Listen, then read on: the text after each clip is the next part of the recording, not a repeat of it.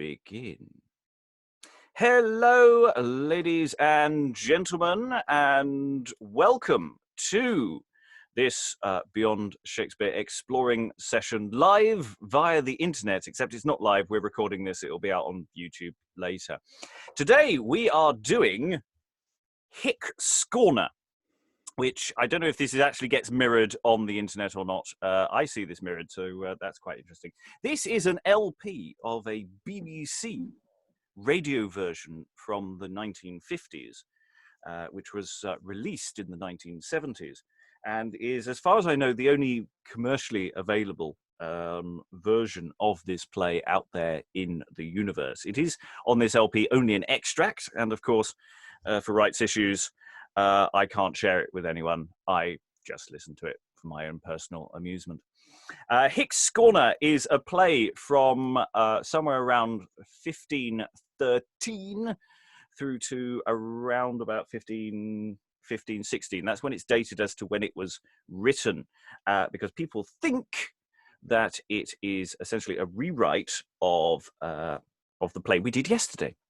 The Interlude of Youth. Interlude of Youth has certain northern rhythms to it, apparently. And the thinking is that it came from a northern household, though there are references to London in it. Hick Scorner, again, same linguistic issues, suggests is a more Lundified version. And both of them may have had a performance history afterwards. Hick Scorner seems to have had quite a lengthy life to it, and the name Hick Scorner turns up in other plays later on. But without further ado, we're going to start reading through the play, figuring out how it all goes. But first, I'm going to introduce the team, as it were. So first of all, because unfortunately of a laptop collapse, I am Robert Crighton, and I'm reading the character of Pity. Next up, we have the title character who is playing Hick Scorner. Hello there, everybody. My name is Sascha Cooper, and I'm from Brighton in the UK. I'm a professional actress, dancer, psychic medium, reader, hair and makeup artist, and holistic insightful life coach, plus now fully going into voiceover work during this crisis. And I'm looking forward to getting my mail on today. Excellent. So that's Hick Scorner. Next up, I have who is playing Contemplation. Introduce yourself. Hi, I'm Gillian Horgan. I'm from Cork in Ireland, but currently living in my room here for the foreseeable. I'm an actor and voiceover artist, and that's really what I'm trying to do for now, but online, so I'm excited to see how this goes. Excellent. And next up we have playing Imagination, we have Pamela Flanagan. I am from Dublin in Ireland, but also in my room in London for the foreseeable. I'm also an actor, voiceover artist, events coordinator, hopefully one day a shelf stacker in Lidl, if I'm really lucky. But tonight I will be your imagination. Lovely. And playing Perseverance, we have... Hello, I'm Fiona Thraille. I'm from London originally, and I'm a voice actor and narrator of audiobooks, and also a producer and writer of podcast audio dramas. Excellent. And last but not least, we have the personification of Freewill. Hello, I'm David Ault. I am a voiceover artist, voice actor, and all that jazz. You may know me from such podcasts as the No Sleep podcast and the Byron Chronicles, and I may or may not think about possibly, I don't know, playing Freewill. Who knows? Who cares? More importantly, do you have a choice? Well, therein lies the question.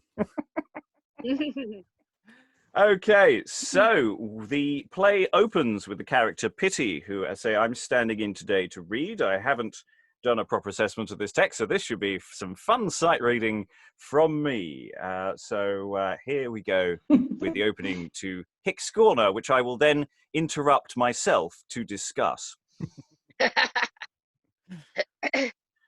Now Jesu the gentle that brought Adam through hell, save you all, sovereigns, and solace you send. And of this matter that I begin to tell, I pray you of audience till I have made an end. For I say to you, my name is Pity, that ever yet hath been man's friend. In the bosom of the second person in the Trinity, I sprang as a plant, man's miss to amend. You for to help I put to my hand. Record I make of Mary that wept tears of blood. I, Pity, within her heart did stand when she saw her son on the rood. The sword of sorrow gave that lady wound, when a spear clave her son's heart asunder. She cried out and fell to the ground. Though she was woe, it was little wonder. This delicate colour, that goodly lady, full pale and wan, she saw her son all dead, splayed on a cross, with the 5 wells of pity, of purple velvet powdered with roses red. Lo, I, Pity, thus made your errand to be sped, or else man forever should have been for law. A maiden so laid his life to wed, crowned as a king, the thorns pricked him sore. Charity and eye of true love leads the double reign. Whoso me loveth, damned never shall be. Of some virtuous company I would be fain, for all that will to heaven needs must come by me. Chief porter I am in that heavenly city, and now here will I rest me a little space, till it please Jesu of his grace, some virtuous companion, a fellowship for to send. And we'll just pause there. That's a fun opening to the play there. No merry japes there. It's hi, I'm very serious. Any thoughts there? Especially for those who were here yesterday. Who read Charity yesterday? Actually, out of curiosity, was that Fiona? I was thinking that yesterday we started off with a blessing, and again here again we start off with a blessing. Yeah. It's a very similar thing. Did that feel familiar to you, Fiona? Yes, indeed it did. Yeah, absolutely. And yeah. Excellent. Any thoughts? It's a bit early to be asking for thoughts, isn't it? Let's move forward then on to the entrance of another exciting, happy, cheerful person. As the party atmosphere is built upon by the entrance of Contemplation, speaking probably to the audience, not necessarily to me, Pity, who's still on stage. Christ that was christened, crucified, and crowned, in his bosom true love was gauged with a spear. His veins brassed and bruised, and to a pillar bound. With scourges he was lashed, the knots the skin tear. On his neck to Calvary the great cross he bare. His blood ran to the ground, as scripture doth tell. His burden was so heavy that down under it he fell. Lo, I am kin to the Lord, which is God's Son. My name is written foremost in the book of life. For I am perfect contemplation, and brother to Holy Church that is our Lord's wife.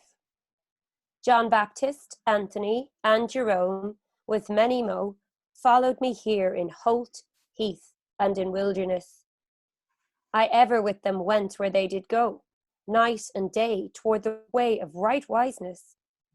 I am the chief lantern of all holiness. Of prelates and priests, I am their patron. No armour so strong in no distress, habergeon, helm, ne yet no geltron. To fight with Satan am I the champion, that dare abide, and manfully stand. Fiends, flee away, where they see me come.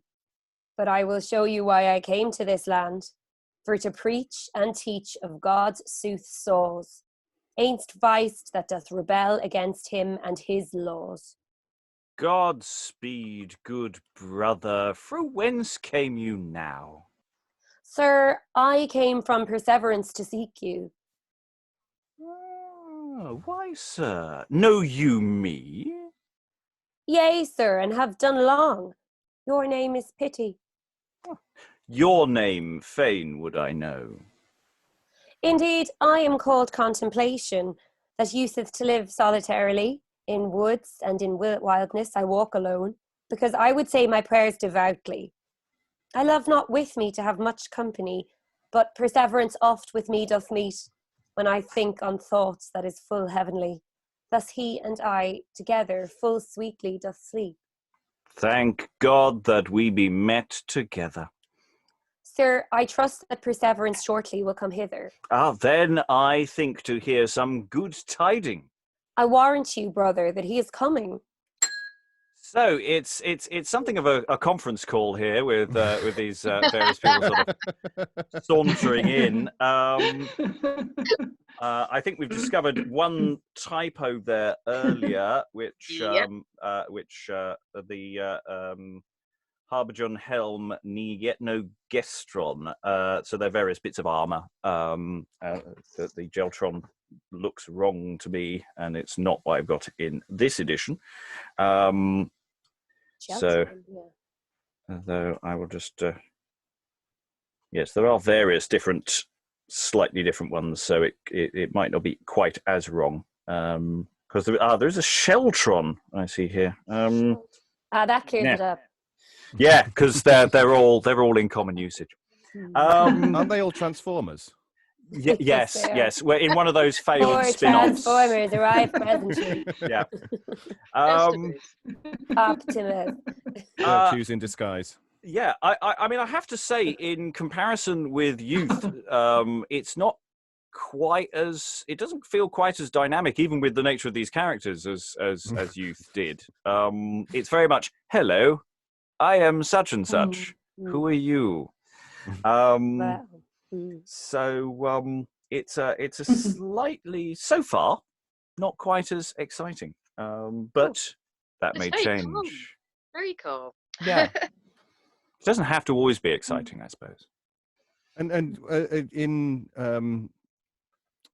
contrast to yesterday's, to Youth, you definitely don't get the feeling that this is being performed in a tavern with a whole load of bawdy people standing around drinking, and you're trying to get their attention quickly and all of that. This seems very much more of a, okay, everyone is already sitting down and awaiting a performance. I'd agree with that as well, especially if you look at the language. It's very royal as opposed to yesterday's one. So, you'd probably imagine it being performed in something like a royal court, for instance, or you'd imagine something like the Globe Theatre, say, for instance, where you're expected to get interactive, you're expected to watch a show. And also, if you look at the language, it changes from yesterday as well, in the sense it's very highbrow, very focused on the religious aspects again, only in more detail than yesterday.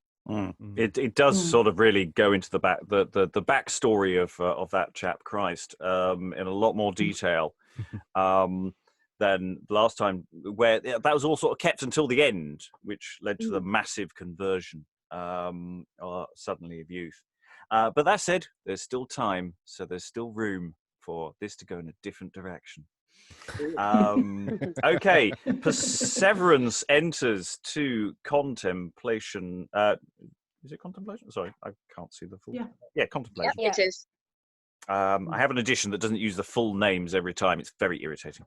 And Contemplation and Pity. And so go Perseverance, please. Mhm. The eternal God that named was Messias. He give you grace to come to his glory. Wherever is joy in the celestial place, when you of Satan winneth the victory. Every man ought to be glad to have in company, for I am named good Perseverance, that ever is guided by virtuous governance.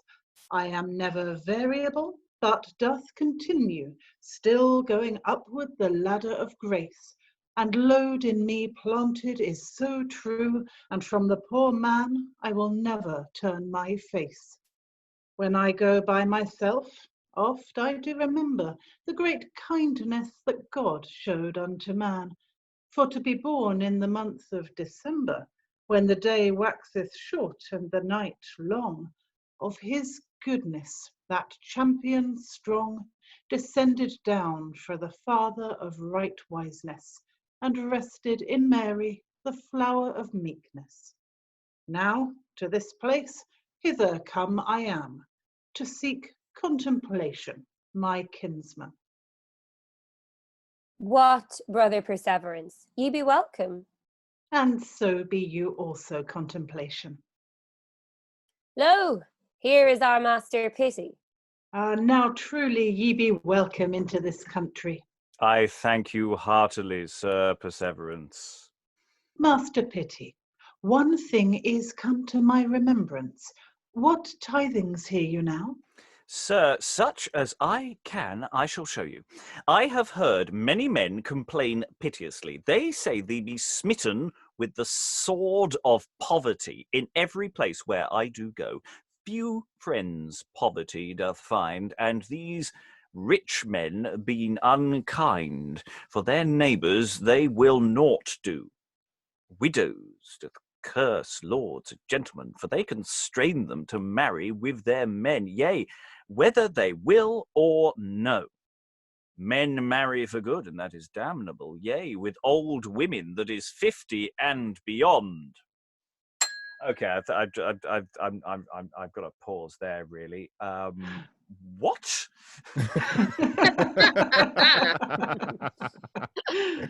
I Perseverance comes in and basically does what we've got these three people entering, going, "Hello." And how are you? I'm good today, and do that. And then you're asking me for my opinion of where the world is, and everyone's very poor, and they're marrying for bad reasons. Is that what I'm talking about?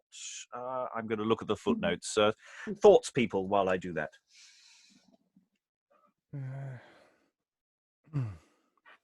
No one has any thoughts. No thought. So rich men have been unkind, and they won't do anything for their neighbours. Yeah. Widows curse lords and gentlemen, for they constrain them to marry with their men, yea, whether they will or no. So yeah, forced marriages. Yeah. Old women. But if you're over the age of 50, That's it. Yeah. That's Yeah. it. Not going to touch you. Yes. So we are talking about we are talking about forced marriage to captors who would take people away. There is a tale I could tell of this, but I won't at this time. I will finish this speech now. However, I wasn't just pausing for time to figure out where the hell I was. That definitely was not happening. Definitely wasn't happening. So they say. Yeah. I will go back a couple of lines just to really hammer that one home. Men marry for good, and that is damnable, yea, with women that is 50 and beyond. The peril now no man dread will. Or is not God's law that is used in land? Beware, will they not, till death in his hand taketh his sword, and smiteth asunder the life vein, and with his mortal stroke cleaveth the heart atwain.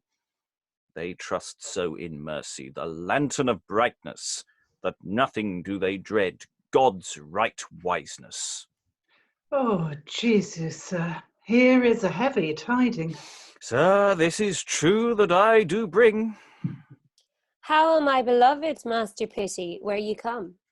In good faith, people have now small devotion. And as for you, brother Contemplation, there medleth few or none. Yet I trust the priests love me well. But a few, Ewis, and some never a deal. Why, sir, without me they may not live clean. Nay, that is the least thought that they have of 15, and that maketh me full heavy. How? Trow you that there be no remedy? You're full hard, for sin is now so grievous and ill that I think that it be grown to an impossible. And yet one thing maketh me ever mourning, that priests lack utterance to show their cunning, and all the while that clerks do use so great sin, among the lay people look never for no mending. Alas, that is a heavy case, that so great sin is used in every place. I pray God it amend. Now God that ever Now hath been... God, Oh, sorry, is that me or you?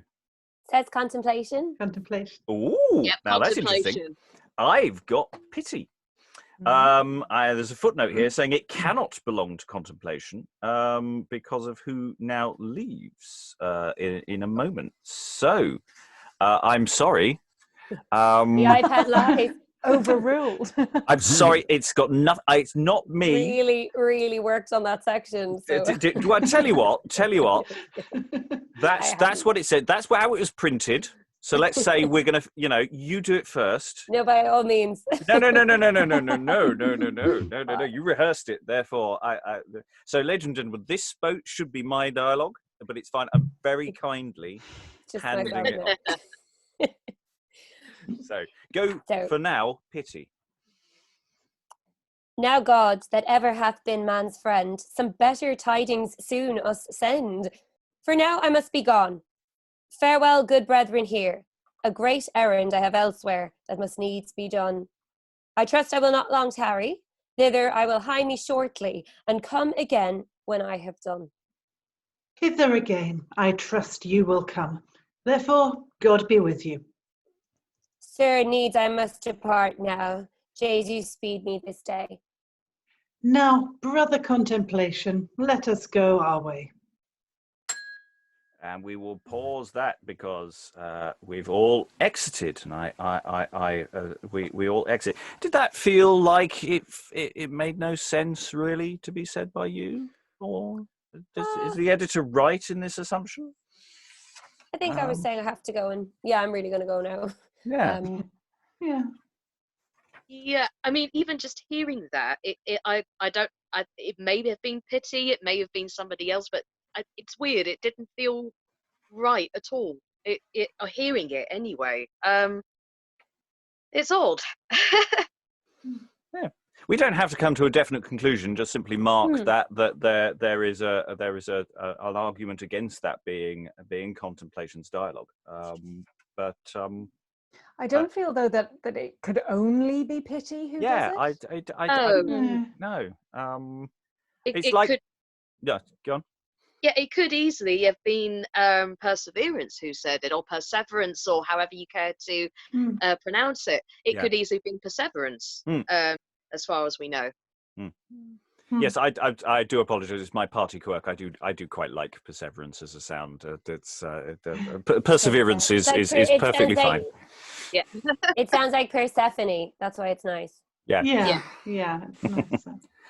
In the sense that they feel quite interchangeable in a sense, don't they? Because and yeah, it's like that stage direction that the editor had added in yesterday, where we were saying there has to be an exit and an entrance here, and which wasn't indicated in the text, and we were sort of going, don't need to do something quite so complicated. It's fine, just sort of look off into the wing. That's cool. So I'm going with slightly overthought there. Yeah. That's my personal opinion, which is otherwise a very good addition. So there's nothing wrong with that. Okay, so we've all exited. We've sort of done our opening gambit of goodness. The world is not great at the moment. So enter Freewill. Aware, fellows, and stand a room. How say you? Am I not a goodly person? I trow you know not such a guest. What, sirs, I tell you, my name is Freewill. I may choose whether I do good or ill. But for all that I will do, as me list, my conditions ye know not. Perde, I can fight, chide, and be merry. Full soon of my company ye would be weary, and ye knew all. What, fill the cup and make good cheer. I trow I have a noble here. Who lent it me?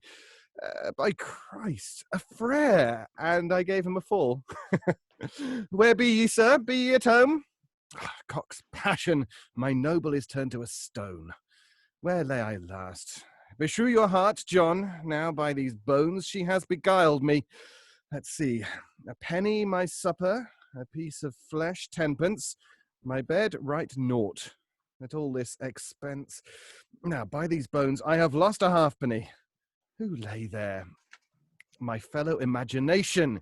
He and I had good communication of Sir John and Sybil, how they were spied in bed together, and he prayed her oft to come hither, for to sing low, lee, low, low. They twain together had good sport, but at the stew's side I lost a groat. I trow I shall never either. My fellow promised me here to meet, but I trow the whoreson be asleep with a wench somewhere. How, Imagination, come hither, and you thrive, I lose a feather. Beshrew your heart, appear. What? Yeah, I'm going to stop there because there's so much stuff in there.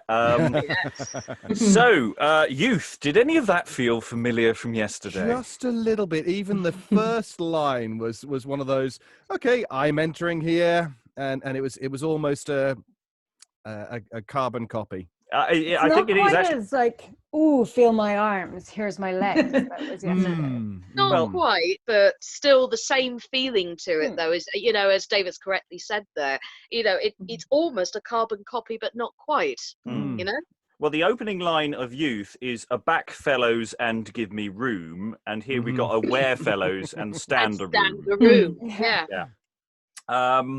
So we've got mentioning of a friar. So the frere is that's friar. So again, you're talking about a corrupt clergyman potentially here, as well as referencing money. I think in that particular thing. So it's about the question of who you could borrow money from.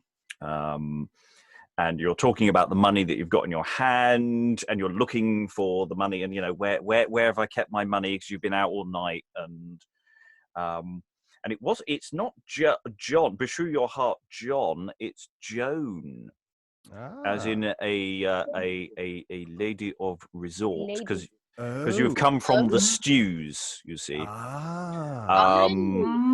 Is that why Cock's passion, his noble, has turned to a stone? They've turned back from it now. Well, it's also that you've just run out of money. That's all you've got in your pockets. Yeah. She has beguiled you. Yeah, she has. Yeah, especially as the piece of flesh was 10 times the amount he spent on his supper. Though in theory, stone could also be a pun on it could be for testicle. So there's all sorts of room for maneuver there. Depends how tight your trousers are. Exactly. And of course, you're going. The piece is all about singing lowly, low, low. How low did you get? Is that sort of question. So, do we think he's a nice, respectable, upright citizen? Absolutely. Doubtful. But who knows? He may well change by the end. He might, because he has free will. Oh, yeah. Mhm. Although that may not be the meaning of the phrase as it's used here. So we shall see. Let's just see. Is there anything else? Yes. So the stews. So that's of course houses of resort in the suburbs. So again, it's a lot more London centric. Boo! As someone who is currently living in North Yorkshire, I boo at your Londonification. Yeah. Well, that's the thing. You know, it starts off as a piece of northern culture. Yes, and it gets culturally appropriated by London. by those damn southern bastards. Okay, so imagination now enters, and of course we think of the word imagination meaning a sort of good, positive thing.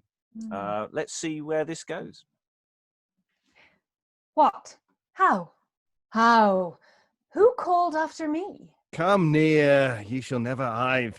Where have ye been so long? By God, with me it is all wrong. I have a pair of sore buttocks. All in irons was my song. Even now I sat jived in a pair of stocks. Cock's passion, and how so? Sir, I will tell you what I have do. I met with a wench, and she was fair. Oh. And of love heartily I did pray her, and so promised her money. Sir, she winked on me and said naught, but by her look I knew her thought. Then into love's dance we were brought, that we played the perjury. I wot not what we did together, but a knave catchpole nighed us near, and so did us a spy. A stripe he gave me, I fled my touch, and from my girdle he plucked my pouch. By your leave he left me never a penny. Lo, naught have I but a buckle. And yet I can imagine things subtle, for to get money plenty. In Westminster Hall every term I am. To me is kin many a great gentleman. I am known in every country, and I were dead, the lawyer's thrift were lost. For this will I do. If men would do cost, prove right wrong, and all by reason, and make men lease both house and land, for all that they can do in a little season, peach men of treason privily I can, and when me list to hang a true man. If they will be money tell, thieves I can help out of prison, and into lords' favours I can get me soon, and be of their privy council. But Freewill, my dear brother, saw you naught of Hick Scorner? He promised me to come hither. Okay, let's pause that. You had a couple of interesting things in there. Again, telling your life story. When you had the peur de oui, Is that what they're calling it now? absolutely. So you're trying to sound perhaps a little bit French. We're talking about doing a sort of Frenchified dance. So it's not so much the word meaning anything. It's more the ness that you're probably trying to give to that. Okay. So you got up to all sorts of exciting things. Getting into dances and with a wench and fights. It's all things. It's all Pouch busy blocking as well. Yeah. Yes. It's all going on here. Any additional thoughts before we go on? Because there's more stuff, and stuff you might recognise is definitely sort of coming up now, I think. Because we're going to mention Newgate again, because I think we had Newgate yesterday. So we did, yes. Again, references to prison. Okay, so and you're asking about, of course, the title character, because the audience might be going, when's Hick Scorner coming on? His name's on the billboard. Why, sir? Knowest thou him? Yea, man. He is full nigh of my kin. And in Newgate we dwelled together, for he and I were both shackled in a fetter. Sir, lay you beneath or on high on the cellar? Nay, it was among the thickest of yeomen of the collar. By God, then you were in great fear. Sir, had I not been, 200 had been thrust in an altar. And what life have they there, all that great sort? By God, sir, once a year some tall holts of Burport. Yes. Yea, at Tyburn there standeth the great frame. Sorry, Robert. Yeah, sorry, it's Bridport in Dorset. Bridport. Shall I do that again then? Well, you can do it as Burport, but yeah, that's so that's Sorry, bro. no, it's just how it's written. It's written Burport, but it's apparently it's Bridport. So that's just how you're saying the names. You get these with names, place names shift. Yeah, that's what you're referencing there. Go from by God, sir, once a year. That'd be lovely. By God, sir, once a year some tall holts at Burport. Yea, at Tyburn there standeth the great frame. And some will take a fall that maketh their neck lame. Yea, but can they then go no more? Oh, no, man. The rest is twist so sore. For as soon as they have said, in manas tuas once, by God, their breath is stopped at once. Why do they pray in that place there? Yea, sir, they stand in great fear. And so fast tangled in that snare, it falleth to their lot to have the same share. That is a knavish sight to see them totter on a beam. Sir, the whoresons could not convey clean, and they could have carried by craft, as I can. In process of years, each of them should be a gentleman. Yet as for me, I was never thief. If my hands were smitten off, I can steal with my teeth. For ye know well there is craft in daubing. I can look in a man's face and pick his purse, and tell new tidings that was never true, is. For my hood is all lined with lessing. Yea, but went ye never to Tyburn a pilgrimage? No, I was, nor none of my lineage. For we be clerks all, and can our neck verse. And with an ointment the judge's hand I can grease, that will heal sores that be incurable. Why, were ye never found reprovable? Yes. Once I stole a horse in the field, and leapt on him for to have ridden my way. At the last, a bailey me met. At the last, a bailey me met and beheld, and bade me stand. Then was I in a fray. He asked, whither with that horse I would gone? And then I told him it was mine own. He said I had stolen him, and I said, nay. This is, said he, my brother's hackney. And I had not excused me, without fail, by Our Lady, he would have led me straight to jail. And then I told him, the horse was like mine, a brown bay, a long mane, and did halt behind. Thus I told him that such another horse I did lack, and yet I never saw him, nor came on his back, so I delivered him the horse again. And when he was gone, then was I fain, and I had not excused me the better, I know well I should have danced in a fetter. And said he no more to thee but so? Yea, he pretended me much harm to do, but I told him that morning was a great mist, that what horse it was I ne wist. Also, I said, that in my head I had the megrin, that made me dazzle so in mine eyen, that I might not well see. And thus he departed shortly from me. Lovely. Lots of things. I like the fact yes, I had a migraine. Sun was in my eyes. Lots of excuses being given to try and not get caught for trying to steal a horse.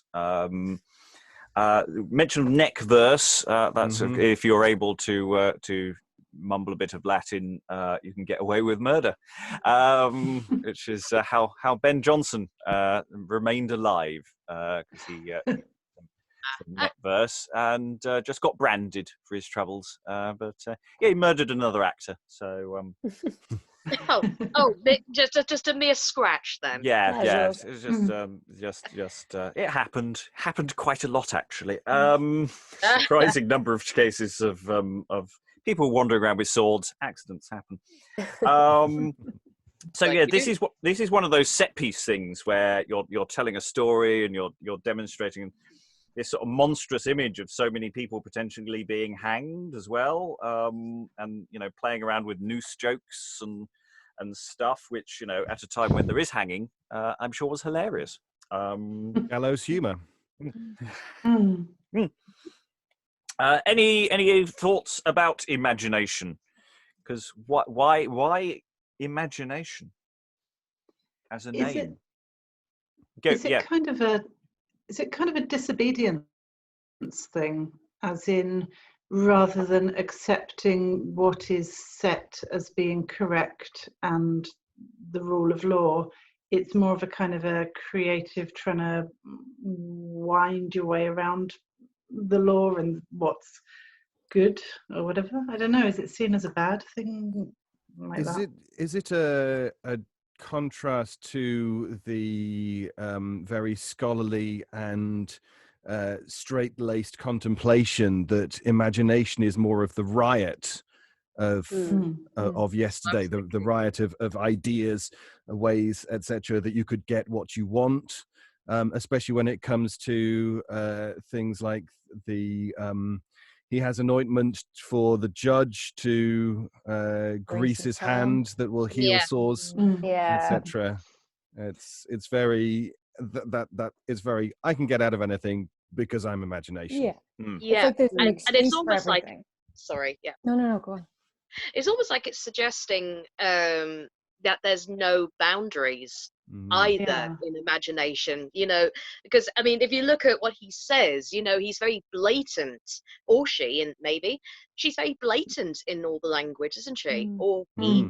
And it's like there's no care in the world, and again, if you compare that to psychology at the time, and also, I don't know, off the top of my head, could even be to do a kind of a reference in a weird sort of way to the role of the fool and the tarot card to witchcraft in those eras, regarded as that kind of fool-like character, with no boundaries, no nothing. What would happen if we didn't have any rules or regulation? Chaos would ensue. Maybe that's where imagination comes in. Who knows? Well, it's that thing. He's paired up with free will. So I mean, in that sense, you wouldn't want to necessarily put a Marxist perspective on this, because it is sort of saying, freedom is bad, and you should obey your betters and the people that you've got over you. Contemplation, pity, are perhaps the authorities that don't rebel, don't resist, don't try and change anything. Suggestion. It is what it is. Yes. Know your place. Well, yes, and here we have the first. Well, you again, you do a pre-cue for Hick Scorner to come in. And Hick Scorner is going to shout from off stage, presumably with some nautical references. And Hick Scorner, lucky you get a list speech. There's nothing better than a list speech. Oh yes. So, I'm not suggesting that you should do it like I am the very model of a modern major general and work your way as a patter song. You have got options there as to whether it goes really fast or whether it's slow, or whether you pause and go, is there another one? Is there another one? Yes, there is. It's Brittany. And those things that you've got coming along. So it's a virtuosity thing that you've got coming. And you've got to you're demonstrating your character very, very, very quickly. So Let's conjure Hick Scorner by saying his name. Freewill, please. Yea, but where is Hick Scorner now? Some of these young men hath hid him in their bosoms, I warrant ye. Let us make a cry that he may us hear. How now, Hick Scorner? Appear. I trow thou be hid in some corner. Hail the hell! Sorry, I'm just going Hail! to stop you there, 'cause that's an interesting switcheroo of some of the lines as I've got here. Ah, So I've got free. Where is Hick Scorner? Imagination down to I warrant you. Free will. Let us make a cry that you may us hear. Imagination. How? Is that how you had it? no. No, it wasn't, was it? I don't know if it makes any difference. I don't know whether where that change comes in. There's a suggestion there might be something textually odd going on there. Again, you're talking to the audience there, aren't you? When you say these young men in the front row, have you hidden them in? Is he hugger mugger somewhere? So he might be leaping out from the audience. It probably isn't, by the way the play suggests, but it's that sense of where is Hick Scorner coming from? I won't ask you to go back and try and read it as this edition says. Let's just go from Hick Scorner bellowing suitably. Okay. Ale the helm! Ale! Veer! Shoot off! Veer sail! Veer ale! Cock's body, hark, here's a ship on the sea. Godspeed! Godspeed! Who called after me? What, brother, welcome by this precious body. I am glad that you see. It was told me that ye were hanged, but out of what country come ye? Sirs, I have been in many a country, as in France, Ireland, and in Spain, Portugal, Seville, also in Alamein, Friesland, Flanders, and in Bourgogne, Calabria, Pugel, and Aragon, Britain, Brisk, and also in Gascoigne, Naples, Greece, and in midst of Scotland, at Cape St. Vincent, and in the Newfound Island. I have been in Jean and in Co, also in the land of Rumbelow, 3 mile out of hell. At Rhodes, Constantine, and in Babylon, in Cornwall, and in Northumberland, where men see thrushes and gruel. Yea, sir, in Chelsea, Tartary, and India, and in the land of women that few men doth find, in all these countries have I been. Sir, what tidings hear ye now on the sea? We met of ships a great navy, full of people that would into Ireland, and they came out of this country. They will never more come to England. Whence were the ships of them? Knowest thou none? Hearken, and I will show you their names, each one. First was the Regent, with the Michael of Bricklesea, the George with the Gabriel, and the Anne of Fowey, the Star of Saltash with the Jesus of Plymouth, also the Hermitage with the Barbara of Dartmouth, the Nicholas and Mary Beluse of Bristol with the Ellen of London, and James also. Great was the people that was in them, all true religious and holy women. There was Truth and his kinsman with patience, meekness, and humility, and all true maidens with their virginity.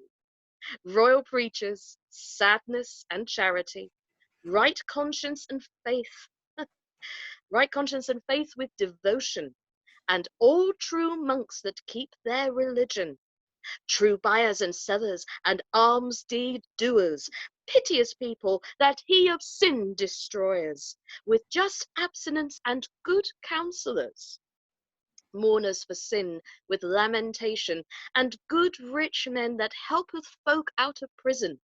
True wedlock was there also, with young men that ever in prayer did go, The ships were laden with such unhappy company, but at the last God shot a remedy. But they all in the sea were drowned, and on a quicksand they strake to ground. The sea swallowed them every cone. I wot well alive there scaped none. Lo, now my heart is glad and merry. For joy, now let us sing derry derry. No, let's please Let's not. Yes, so there's an obvious nautical theme going on throughout this. Nice hat. Thank Nice you. hat. Thank you. Yes, I picked it up on a live stage. You may recognise it. Very I do approved, recognise yes. it, yes. We were talking about the tidings and the land. Tiding is at sea, and you're painting this image of things going very, very badly wrong. So when you're talking about the regent is fairly well known at the time. Sea disaster. It's pre Mary Rose, it's pre Titanic, but it is like you're talking wittily about all those dead people. And it's there in part to indicate that you're not a great person. No, not really. Very selfish. Very selfish. Yeah. Your fellows with you, are similarly along those lines. There's an awful lot actually that we could unpack there if we had the time, but we really don't. We need to crack on forward. Any thoughts before we do? Any other sort of impressions from that little set piece? I can't imagine why anyone would never more come to England. I thought that was a very interesting line there. I have to agree. Never will come to England. But then again, if you look at the context, I don't know what year this was written in. So it's about 1513, so it's early Henry VIII. Oh, okay, that's fine. Yeah, because I was going to throw in the possibility about the corruption at the time as well, especially with things in chaos as well, like they are now. There's an interesting parallel, I think, going on there. And if I remember correctly, post plague, they were still picking up a lot of pieces from that, even in pre Henry VIII sort of era. They were still picking up a lot of pieces from there and trying to give some kind of smoothness. But with Hick Scorner himself, it's like he's very carefree, very egotistical, doesn't give a damn really. As long as it's about him, he doesn't really care, does he? Yes, I mean it's a very, very selfish character, and more aggressively so, I think, than the other two. Just seem to be having fun. Yeah, there's a bit more of a nastiness to this. Definitely. Anyway, you're going to not sing Derry Derry, which is lovely. This is a good... Just a little note. There are a couple of little typos in that, which I won't go into. That's fine. But when Hick Scorner first comes in, I think it's a lee the helm. So it's like you're shouting an instruction to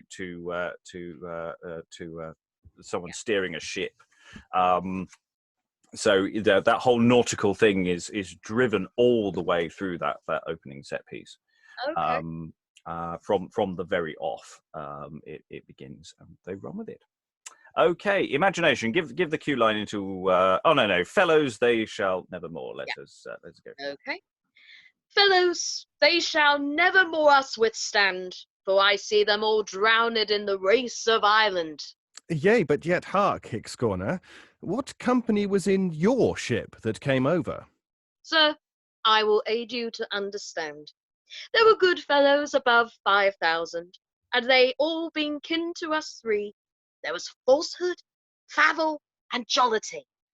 yea, thieves and whores, with other good company, liars, backbiters, and flatterers the while, brawlers, liars, cheddars, and chiders, walkers by night with great murderers, overthwart gullers and jolly carders, oppressors of people with many swearers.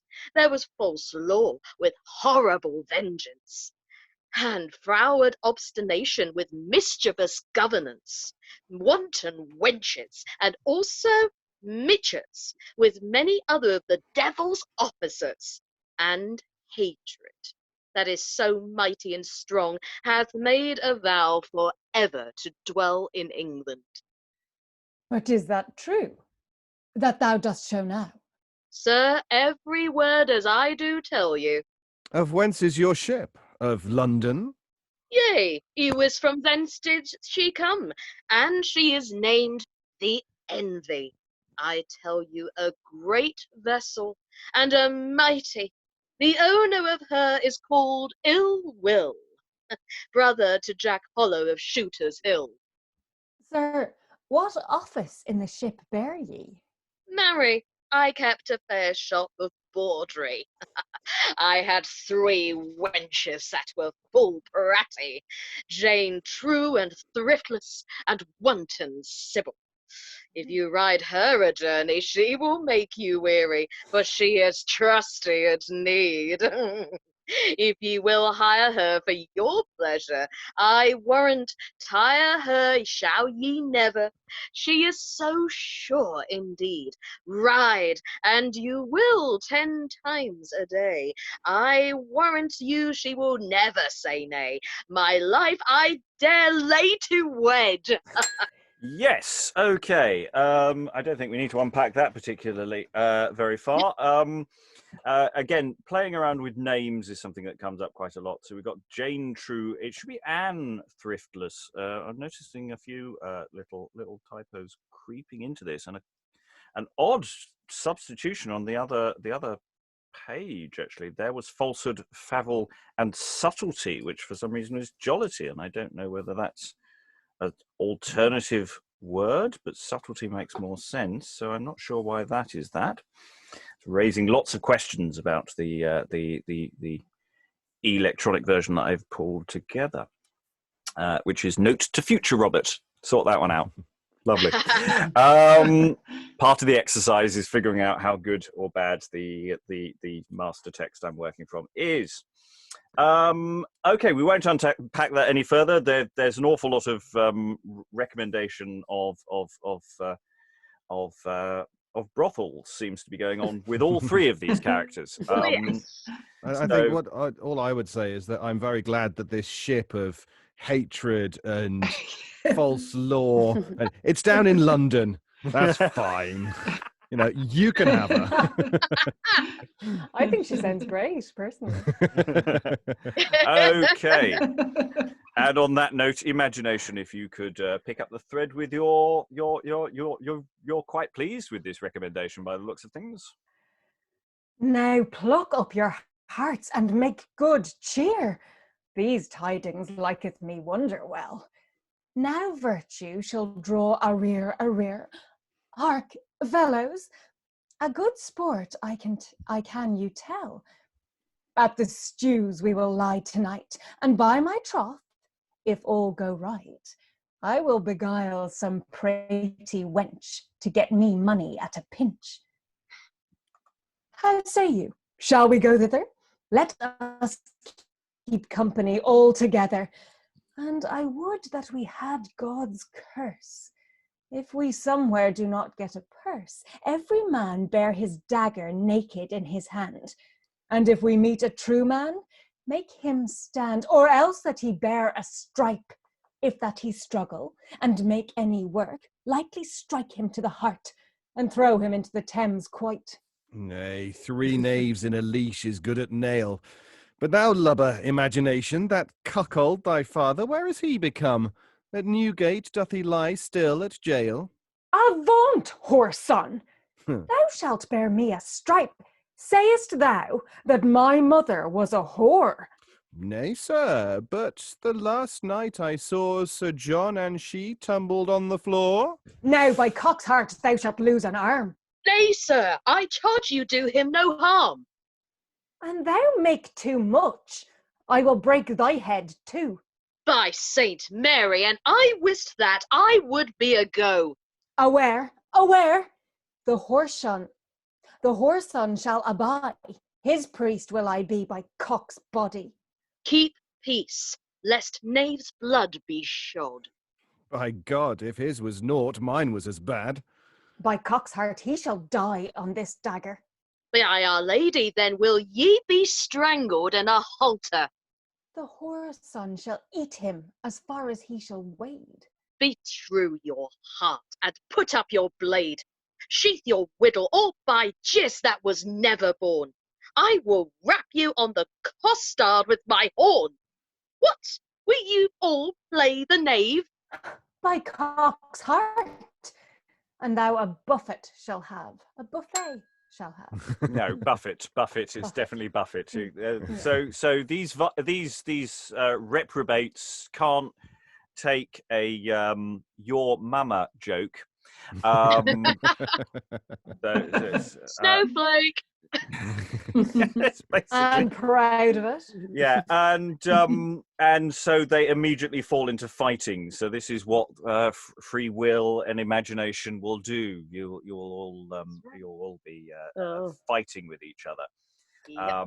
And so while they're having a bit of a fight, free will seems to just take a step out and have a chat to the audience. While presumably in the background we've got going on. So if we could do some sound effects of sound effects of fighting while free will does his little speech. Lo, sirs, here is a fair company, God us save. For if any of us three be mayor of London, who wis, I will ride to Rome on my thumb. Alas, see, is not this barrels? I would they were in a millpool above the ears, and then I durst warrant they would depart anon. Oh, I'm just going to pause there. So that's definitely a typo. It may, in fact, be a deliberate bowdlerization by the editor of this edition. Is this not a great farce? Your next line should rhyme with farce, sir. Right, okay. You'd rather give them a ducking in a pool to stop them from fighting. Right. So, alas, I see. Let's go from there again. Alas, see, is not this a great farce? I would they were in a millpool above the arse. Now, warrant they would depart anon. Help!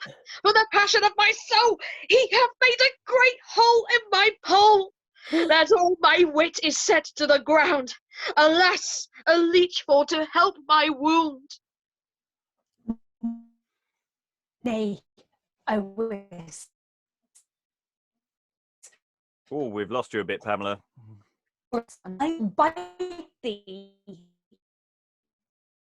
Alas, good sir, what have I do? Yeah, let's just pause for a second. Pamela, are you there? Alas. Shall I do that?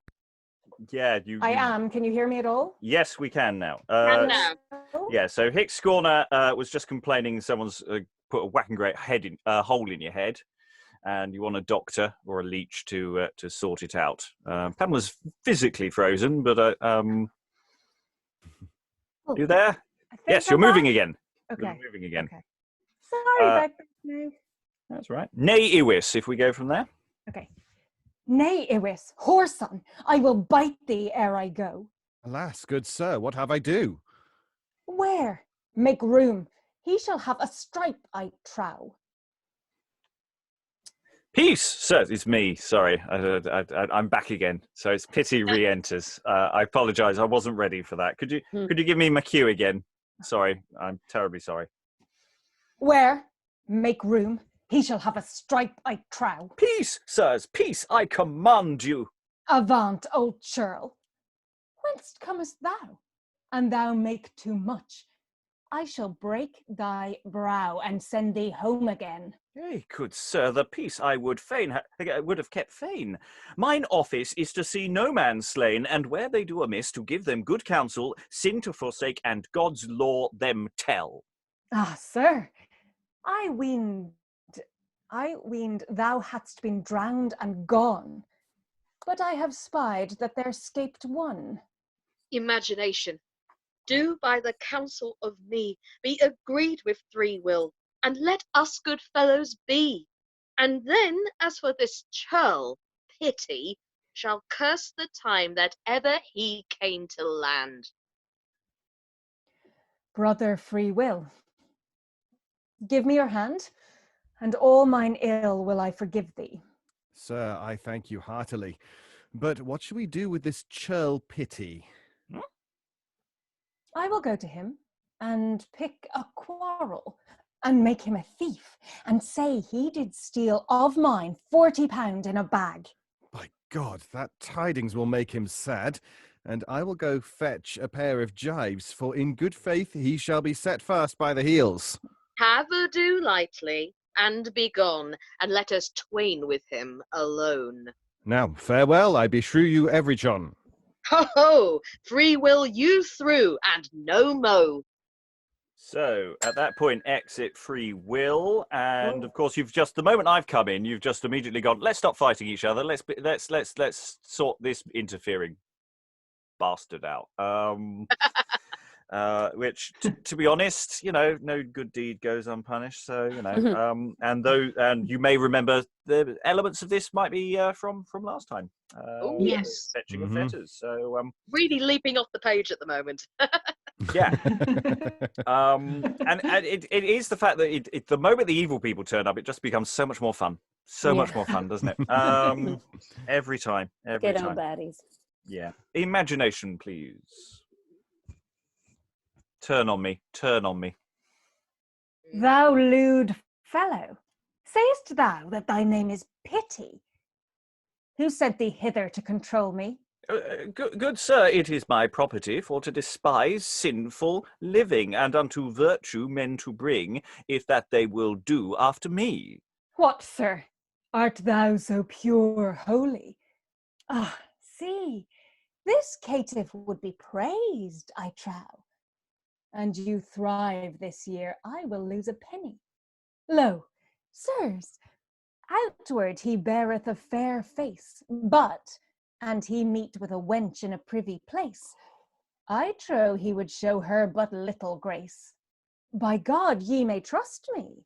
No, will ye not see this caitiff's meaning? He would destroy us all, and all our kin. Yet I had liever see him hanged by the chin, rather than that should be brought about. And with this dagger thou shalt have a clout, without thou will be lightly begone. Nay, brother, lay hand on him soon, for he japed my wife and made me cuckold, and yet the traitor was so bold that he stale 40 pounds of mine in money. By Saint Mary, then he shall not scape. We will lead him straight to Newgate, for ever there shall he lie.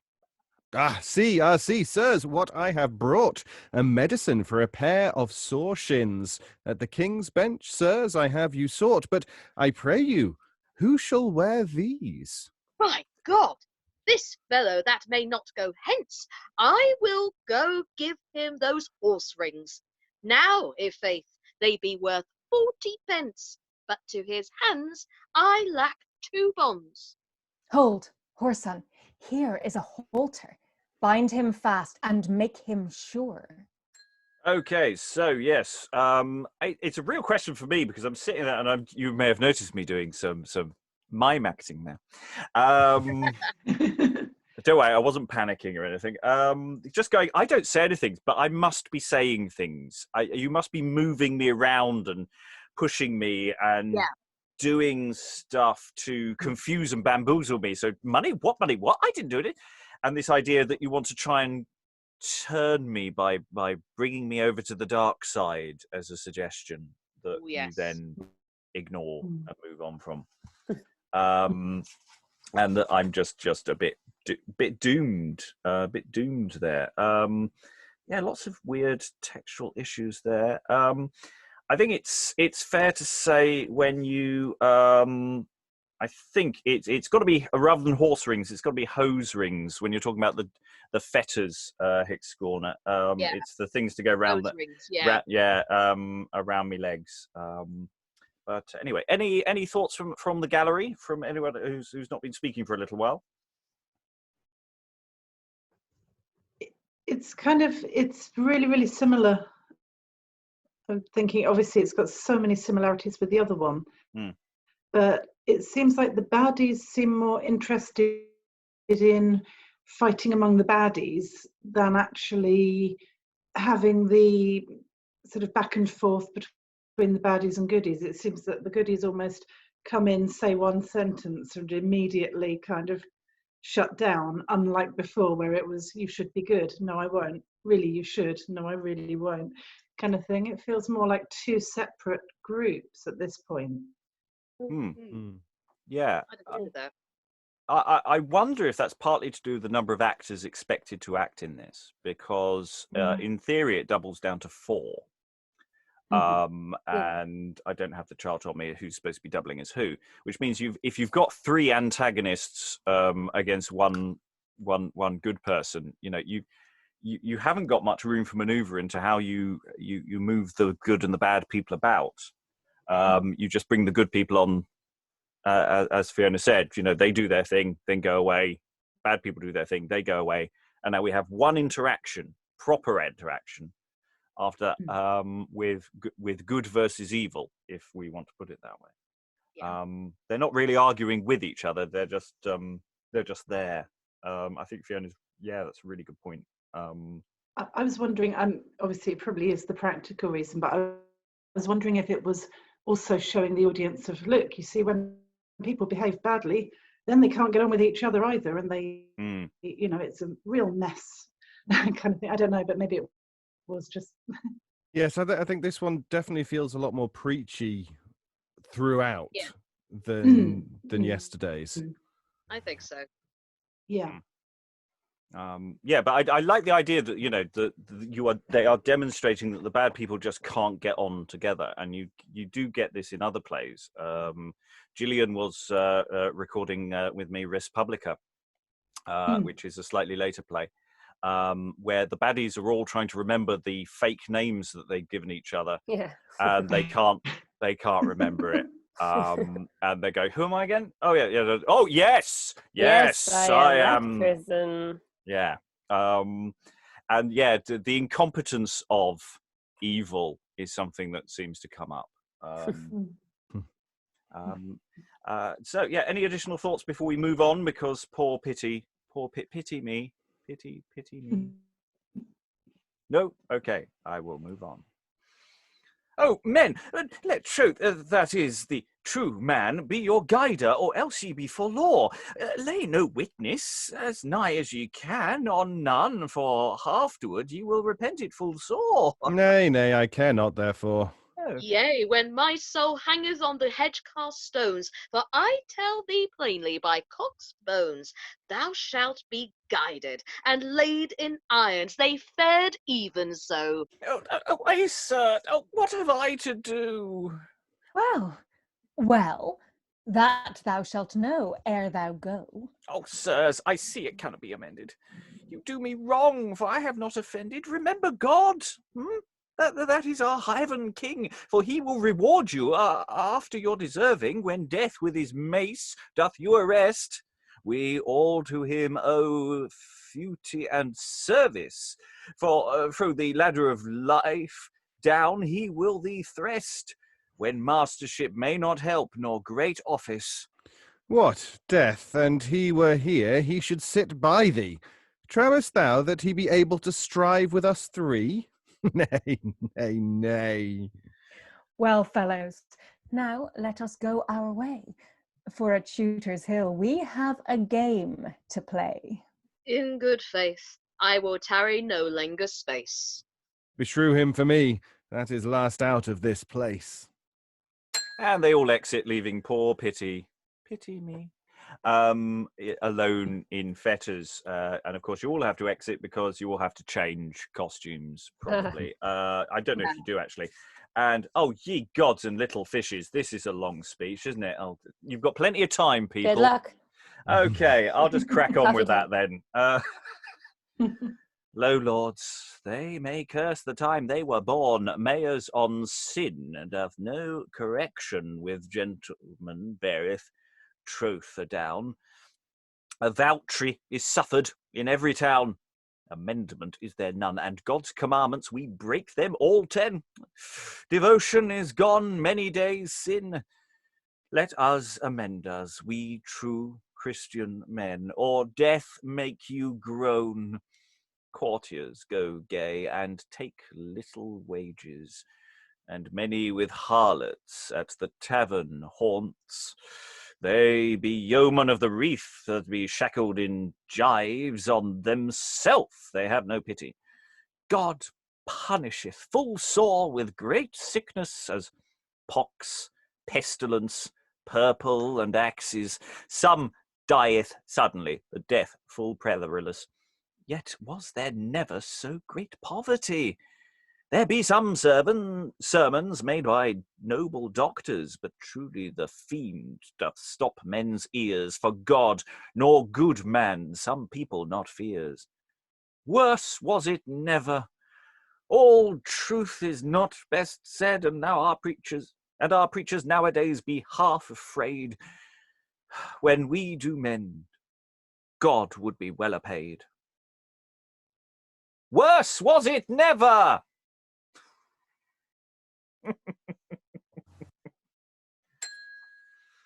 I was muted. You were muted. Yes, I like the fact that he does that twice, almost like it's the cue line that is. You missed your. You're supposed to come on. I'll say it twice, or it's just a typo transposition in the print. Yeah. But I quite like it. It gives you room of. I did it quite fast because I didn't want to linger, but there's a lot of room for manoeuvre in that of someone left alone on stage. Yes, things are still terrible. Yeah. More terrible Where's things. the other actor? Yeah. Yeah. So that's a license to print money, that one. Quite like that. I think that's better than Youth's one. Youth's one was very short. I've had no complaints. He's here all week, try the veal. Okay. So, enter unto me, contemplation and perseverance. Save me, save me. What's Master Pity? How is it with you? Sir, we be sorry to see you in this case now. Brethren, here were 3 perilous men, Freewill, Hick Scorner, and Imagination. They said I was a thief, and laid felony upon me, and bound me in irons, as you may see. Where be the traitors become now? In good faith, I cannot show you. Brother, let us unbind him of his bonds. Unloose the feet and the hands. Oh, I thank you for your great kindness that you two show in this distress, for they were men without any mercy that delighteth all in mischief and tyranny. I think they will come hither again, free will and imagination, both twain. Them I will exhort to virtuous living, and unto virtue them to bring, by the help of you, Contemplation. Do my counsel, Brother Pity. Go you and seek them through the country, in village, town, borough, and city, throughout all the realm of England. When you them meet, lightly them arrest, and in prison put them fast. Bind them sure in irons strong, for they be so fast and subtle that they will you beguile and do true men wrong. Brother Pity, do as he hath said. In every quarter look you espy, and let good watch for them be laid, in all the haste that thou can, and that privily. And they come hither, they shall not scape, for all the craft that they can make. Well, then, will I hie me as fast as I may, and travail through every country. Good watch shall be laid in every way, that they steal not into sanctuary. Now, farewell, brethren, and pray for me, for I must go hence indeed. Now God be your good speed. and ever you defend when you have need. Now, brethren, both, I thank you. And off Pity goes. So, yes, so you've had, there's Freewill is, yes, free to enter. That does make sense. Yes, it does indeed. Just looking at the thing. And makes a long speech while they're presumably, I don't know what does everyone exit, or is it free? Is Freewill in the same room with them doing this long speech? I think it's And in the they're same watching. room. Yeah, they're watching their prey. They're going to stalk with goodness. Okay, Freewill, you get a long speech. Thank you. Make you room for a gentleman, sirs, and peace. Dieu garde, seigneur, tout le prix. And of your jangling, if ye will cease, I will tell you where I have been. Sirs, I was at the tavern and drank wine. Methought I saw a piece that was like mine, and, sir, all my fingers were arrayed with lime, so I conveyed a cup mannerly. And yet, awis, I played all the fool, for there was a scholar of mine own school, and, sir, the whore's son espied me. Then I was arrested and brought in prison, for woe, then I wist not what to have done, and all because I lacked money. But a friend in court is worth a penny in purse, for imagination, mine own fellow, ewis, he did help me out full craftily. Sirs, he walked through Holborn 3 hours after the sun was down, and walked up towards St. Giles in the field. He hoved still, and there beheld, but there he could not speed of his prey, and straight to Ludgate he took the way. You wot well that apothecaries walk very late. He came to a door, and privily spake to a prentice for a pennyworth of euphorbium, and also for a halfpennyworth of alum plum. This good servant served him shortly, and said, Is there aught else that you would buy? Then he asked for a mouthful of quick brimstone, and down into the cellar, when the servant was gone, aside as he cast his eye, a great bag of money did he spy. Therein was £100.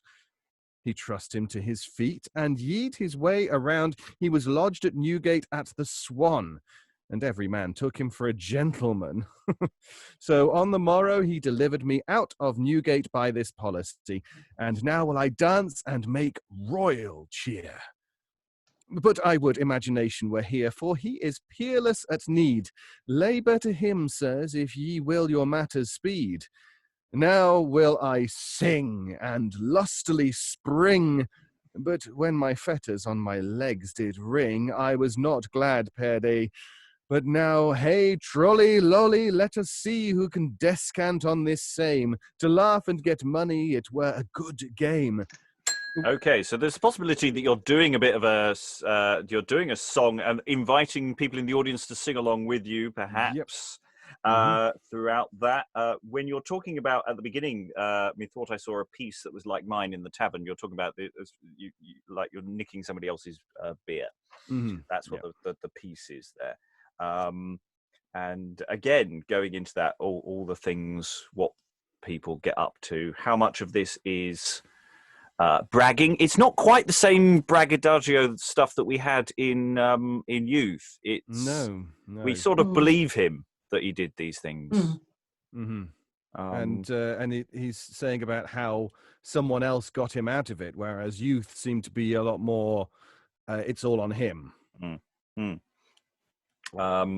Yes, and yes, a lot more geographical detail as well about London and where things were. But den of iniquity, so it's appropriate. So let us complete that as you see Perseverance probably around about now. What? Whom have we here? A priest, a doctor, or else a friar? What, Master Dr. Dottipole? Cannot you preach well in a black bowl, or dispute any divinity? If ye be cunning, I will put it in a proof. Good sir, why do men eat mustard with beef. By question can you assoil me?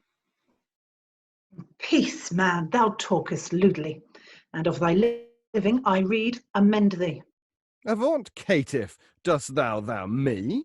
I am come of good kin, I tell thee. My mother was a lady of the stew's blood born, and knight of the halter, my father wear an horn. Therefore I take it in full great scorn that thou shouldest thus check me. Abide, fellow, thou hast little courtesy. Thou shalt be charmed ere thou hence pass. For when thou troubled pity, and laid on him felony, where is imagination, thy fellow that was? I defy you both. Will you arrest me? Nay, nay, thy great words may not help thee. From us thou shalt not escape. Make room, sirs, that I may break his pate. I will not be taken for them both. Thou shalt abide, whether thou be lief or loth. Therefore, good son, listen unto me, and mark these words that I do tell thee. Thou hast followed thine own will many a day, and lived in sin without amendment. Therefore in thy conceit essay to ask God mercy, and keep his commandment. Then on thee he will have pity, and bring thee to heaven, a joyful city. What, whoreson, will ye have me now a fool? Nay, yet I had liever be captain of Calais, for, and I should do after your school, to learn to patter to make me peevish. Yet I had liever look with a face full thievish, and therefore prate no longer here, lest my knave's fist hit you under the ear. What, ye doors, would ye read me for to lease my pleasure in youth and jollity, to base and kiss my sweet truly mooly as Jane, Kate, Bess, and Sybil? I would that hell was full of such prims, then would I rend thither on my pins as fast as I might go. Why, sir, wilt thou not love virtue, and forsake thy sin for the love of God Almighty? What God Almighty, by God's fast at Salisbury, and I trow Easter Day fell on Whitsunday that year, there were 50 save 100 in my company, and at petty Judas we made royal cheer. There had we good ale of Michaelmas brewing, there heaven high leaping and springing, and thus did I leap out of Bordeaux unto Canterbury, almost 10 mile between. Freewill, forsake all this world wilfully here, and change by time. Thou oughtst to stand in fear, for fortune will turn her wheel so swift, that clean fro thy wealth she will thee lift. What? Lift me? Who? And imagination were here now. I wis with his fist he would all to clout you. Hence, whoreson, tarry no longer here, for by Saint Pintle the Apostle I swear that I will drive you both home, and yet I was never wont to fight alone. Alas, that I had not one to bold me, then you should see me play the man shamefully. Alas, it would do me good to fight. How say you, lords, shall I smite? Knock his head off. Go Have on, go for him. Go on, go Come on. on! have among you by this on. light. Hence, whoresons, and home at once, or with my weapon I shall break your bones and knock his block off.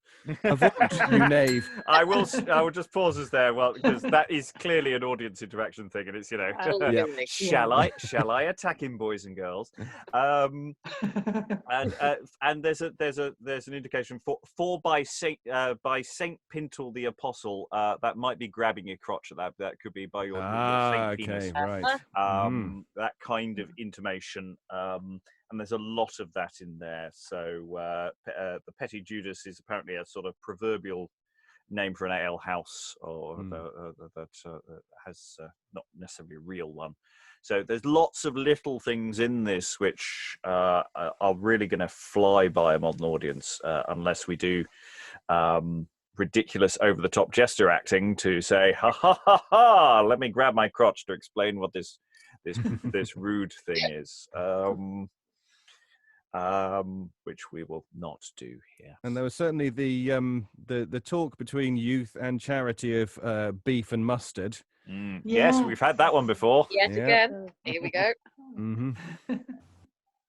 Was it a joke of the time, or was it like a catchphrase from the the original play? Or? I think it's something to do with. It might be to do with the kind of meat you're supposed to be having on a certain day. So it might be Well, like. it was fish yesterday, so Yeah. Mm. Yeah. So it might that's be to do Friday, with. isn't it? Yeah, I think whether it's pork or beef or there might be a reference there that we're not quite getting, if that makes sense. And then he says Easter Day fell on Whit Sunday that year, and of course those can't happen. Yes, that's impossible. Mhm. They are by their nature divided by a span. So yes, And leaping from Bordeaux to Canterbury, almost 10-mile between. Absolutely. So yes, you're making quite a good attempt in this play, at least to try and talk him round. I mean, I think you've actually made a better fist of this than I think in youth, actually, of actually actively trying to and you're really fighting this urge. And going for straight for the violence, really. And again, I kind of believe that you'd go for the violence as well. I'm not getting that vibe of, yeah, I threaten you, but I don't really mean it. Kindness. Anyway, just avaunt you knaves. I think your last line before perseverance. Avaunt you knave, walk by my counsel. Son, remember the great pains of hell. They are so horrible that no tongue can tell. Beware, lest thou thither do go. Nay, by St. Mary, I hope not so. I will not go to the devil while I have my liberty. He shall take the labour to fet me, and he will have me. For he that will go to hell by his will voluntarily, the devil and the whirlwind go with him. I will you never fro thence tidings bring. Go you therefore, and show me the way. And as to follow you, I will not say nay, for by God's body, and you be in once, by the mass, I will shut the door at once. I think you'll find that's shut, sir. That's right. Shut the door. Yes.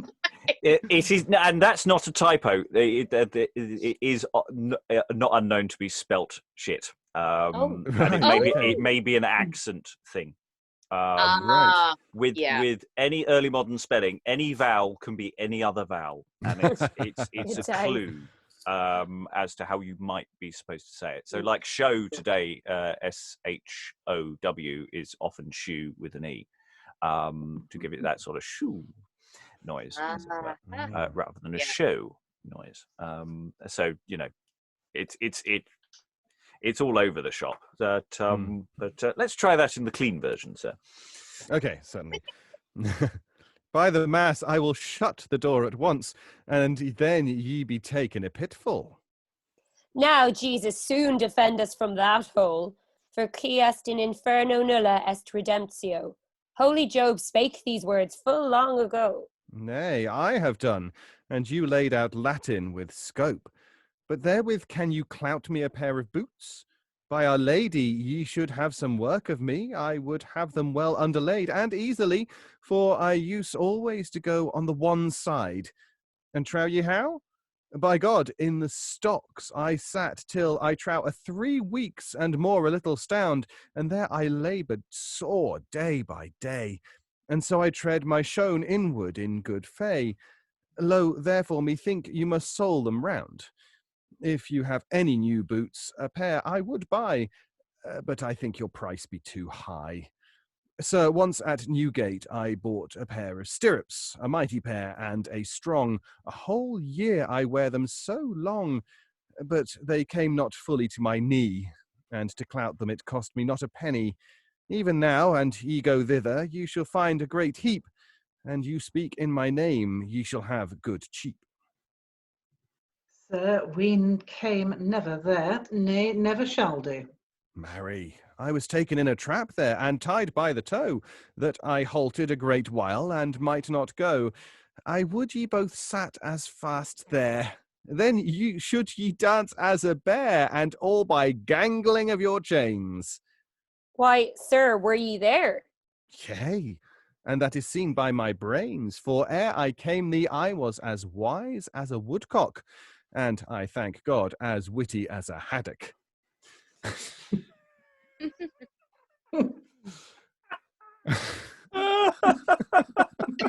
She has had something a bit fishy going on here, I think. Yeah, yeah. It's really bringing back that whole know your place thing. Yeah, and yeah, again, I mean, the thing we were talking about typos earlier. I mean, a lot of these I don't think are typos. Actually, looking now more at the notes here, there are 3 different versions of this text, and some of the word choices are really random. However, this is definitely haddock, I think.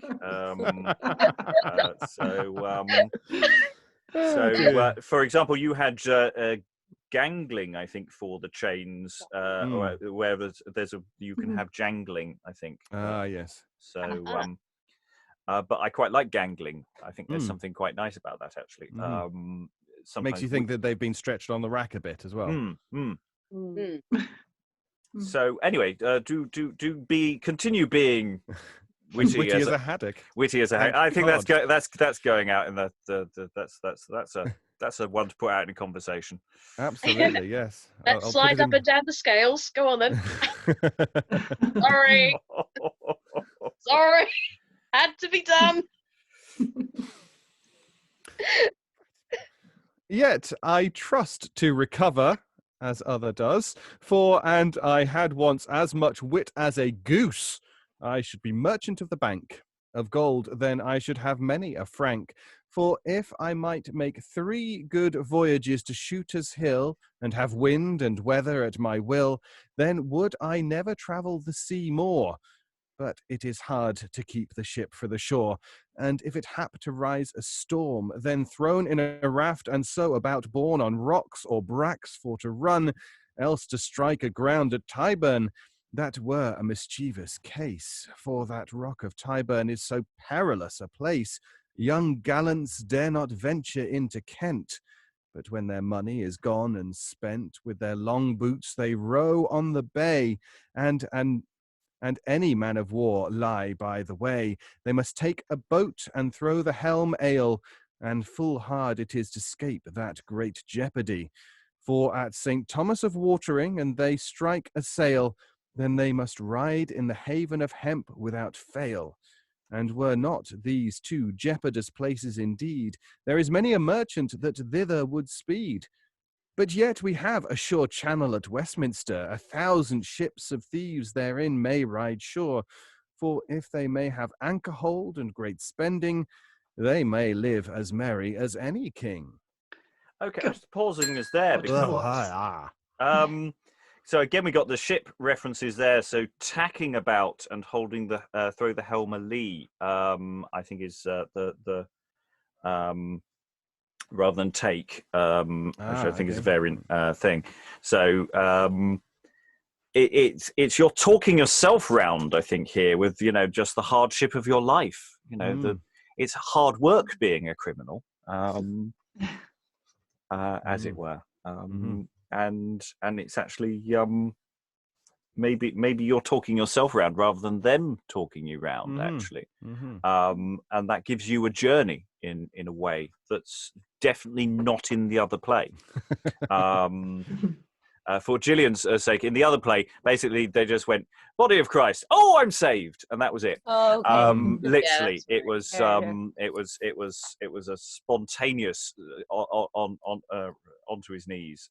So this is more of a journey, and interesting. Let's see where it goes. I cut off perseverance in her prime.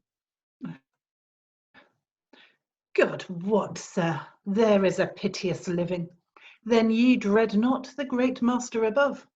Son, forsake thy miss for his love, and then mayest thou come to the bliss also. Why, what would you that I should do? For to go toward heaven. Marry, and you will me thither bring, I would do after you. I pray you, remember my words now. Freewill, bethink thee that thou shalt die, and of the honour thou art uncertain. Yet by thy life thou mayest find a remedy. For and thou die in sin, all labour is in vain. Then shall thy soul be still in pain, lost and damned forevermore. help is past, though thou would fain, then thou wilt curse the time that thou were bore. Sir, if ye will undertake that I saved shall be, I will do all the penance that you will set me. If that thou for thy sins he sorry, our Lord will forgive thee them. Now of all my sins I ask God mercy. Here I forsake sin and trust to amend. I beseech Jesu that is most mighty to forgive all that I have offend. Our Lord now will show thee his mercy. A new name thou need none have. For all that will to heaven high, by his own free will he must forsake fully, then he is sure and safe. Hold here a new garment, and hereafter live devoutly, and for thy sins do ever repent. Sorrow for thy sins is very remedy, and free will ever to virtue apply. Also to sadness give ye attendance, let him never out of remembrance. I will never from you, Sir Perseverance. With you will I abide both day and night, of mind never to be variable, and God's commandments to keep them right in deed and word, and ever full stable. Then heaven thou shalt have without fable, but look that thou be steadfast, and let thy mind with good will last. Huff, huff, huff! Okay, I'm just going to pause there. So it's like you've got him where you want him, and I've just remembered that the edition that I have here has 2 uncut pages. So I'm having some fun trying to look at the footnotes on this because I haven't dared cut the unbound page. Random surgery on a book live may be occurring any second now. So giving free will a new coat, giving them a garment. Again, there's lots of parallels with the summoning of every man. There were some interesting lines earlier that felt a bit like that when Pity was talking about the bad things out there. There was an half echo in the way it was phrased that reminded me of some of the despair every man has. And here again, it's that thing. We're going to give you a garment. We're going to make you a new person with this, because doing a live baptism on stage is really messy. So we'll give you a symbolic coat thing. But of course, it would be too easy if you just gave in now, because who's coming through the door? Who's coming through the door? Go imagination. Huff, huff, huff! Who sent after me? I am imagination, full of jollity. Lord, that my heart is light, when shall I perish? I trow, never. But Christ, I reck not a feather. Even now I was dubbed a knight, where at Tyburn of the collar and of the stews I am made controller of all the houses of lechery. There shall be no man play dockey there at the Bell, Hartshorn, nay, anywhere, without they have leave of me. But, sirs, watch ye, why I am come hither? By Our Lady to gather good company together, saw ye not of my fellow Freewill? I am afraid lest he be searching on a hill. By God, then one of us is beguiled. What fellow is this that in this coat is filed? Cock's death, whom have we here? What? Freewill, mine own fair. Art thou out of thy mind? God grant the way to heaven that I may find, for I forsake thy company. God's arms, my company. And why? For thou livest too sinfully. Alas. Tell me how it is with thee. Forsake thy sin for the love of me. Cock's heart, art thou waxed mad? When I think on my sin, it makes me full sad. God's wounds.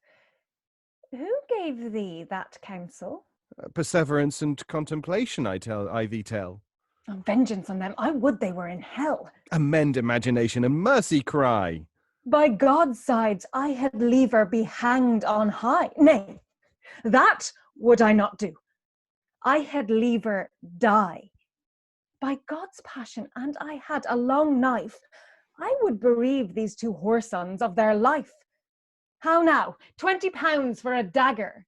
Yes, and that's yes. I've got a dagger. Would you like mine? It's very much Yeah, that I've kind got one. Yeah. Would you like a dagger? Yeah. Well, we've all probably got knives. We've been eating our dinner probably. So, Hey! so this is the question: have you got the audience on side? Who is the audience going with you? There's the question. Contemplation. Calm these. Throw some oil on these troubled waters. Peace, peace, good son, and speak softer, and amend ere death draw his draught. For on thee he will steal full soft. He giveth never no man warning, and ever to thee he is coming. Therefore remember thee well.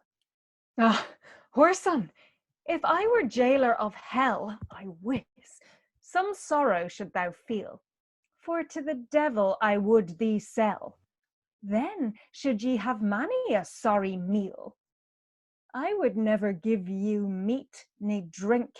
Ye should fast, whoresons, till ye did stink, even as a rotten dog, yea, by Saint Tyburn of Kent. Imagination. Think what God did for thee. On Good Friday he hanged on a tree and spent all his precious blood. A spear did rive his heart asunder, the gates he brake up with a clap of thunder, that Adam and Eve there delivered he. What devil? What is that to me? By God's fast, I was 10 year in Newgate, and many more fellows with me sat, yet he never came there to help me nie my company. Yes, he helped thee, or thou hadst not been here now. By the mass, I cannot show you, for he and I never drank together, yet I know many an ale slake. Neither at the stews, I wis, he never came thither. Goeth he arrayed in white or in black? For, and he out of prison had holp me, I know well once I should him see. What gown weareth he, I pray you? Sir, he help you out by his might. I cannot tell you by this light, but methought that I lay there too long, and the whoreson fetters were so strong that it almost brought my neck out of joint. Amend, son, and thou shalt know him that delivered thee out of prison. And if thou wilt forsake thy miss, surely thou shalt come to the bliss, and be the inheritor of heaven. What, sir, above the moon? Nay, by the mass, then should I fall soon. Yet I keep not to climb so high, but to climb for a bird's nest. There is none between east and west that dare thereto venture better than I. But to venture to heaven? What, and my feet slip? I know well then I should break my neck, and by God, then had I the worst side. Yet had I liever be by the nose tied in a wench's arse somewhere, rather than I would stand in that great fear for to go up to heaven. Nay, I pray you, let be. Imagination, wilt thou do by the counsel of me? Yea, sir, by my troth, whatsoever it be. Amend yet for my sake. It is better betime than too late. How say you, will you God's hests fulfill? I will do so, sir, even as you will. But I pray you, let me have a new coat when I have need, and in my purse a groat. Then will I dwell with you still. Beware, for when thou art buried in the ground, few friends for thee will be found. Remember this still. No thing dread I so sore as death. Therefore, to amend, I think it be time. Sin have I used all the days of my breath, with pleasure, lechery, and misusing, and spent amiss my 5 wits. Therefore, I am sorry. Here of all my sins I ask God mercy. Hold, here is a better clothing for thee. And look that thou forsake thy folly. Be steadfast, look that thou fall never. Now here I forsake my sin forever. Sir, wait thou now on perseverance, for thy name shall be called Good Remembrance, and I will dwell with Contemplation, and follow him wherever he become. Well, are ye so both agreed? Yea, sir, so God me speed. Sir, ye shall wait on me soon, and be God's servant day and night. And in every place where ye become, give good counsel to every wight. And men, axe your name, tell you remembrance, that God's law keepeth truly every day. And look that ye forget not repentance. Then to heaven ye shall go the next way, where ye shall in the heavenly queer the blessed company of saints so holy that lived devoutly while they were here. Unto the which bliss I beseech God Almighty to bring you there your souls that here be present, and unto virtuous living that ye may apply truly for to keep his commandments.